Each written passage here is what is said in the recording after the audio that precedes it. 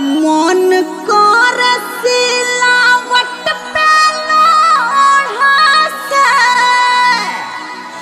मुझ दी जवानी रजल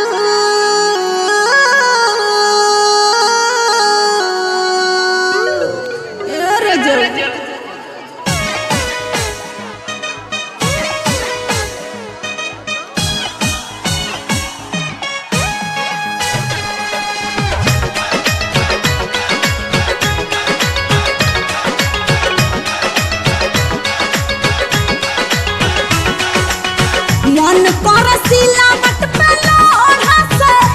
ए सखी का बताई मन कर सिलावट पे लोढ़ा से कुछ दी जवानी रजल कौना साबत संग काटा तोड़ चानी लगा के मच्छरदानी रजल कौना साबत संग काटा तोड़ चानी लगा के मच्छरदानी रजल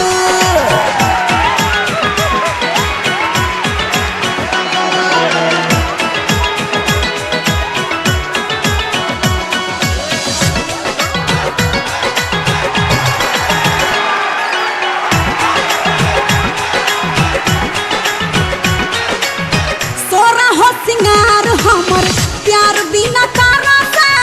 रोजे भूलिया के कहाँ चली जाल घर से रोजे भूलिया के कहाँ चली जाल घर सोरा हो सिंगार हमर प्यार बिना तारा से रोजे भूलिया के कहाँ चली जाल घर से नहीं के मिल खीरा पीरा से जिया नहीं के मिल खीरा पीरा से जिया पा रोजे सहतानी रजल कौना साबत संग काटा तोड़ा चानी लगा के मच्छरदानी रजल कौना साबत संग काटा तोड़ा चानी लगा के मच्छरदानी रजल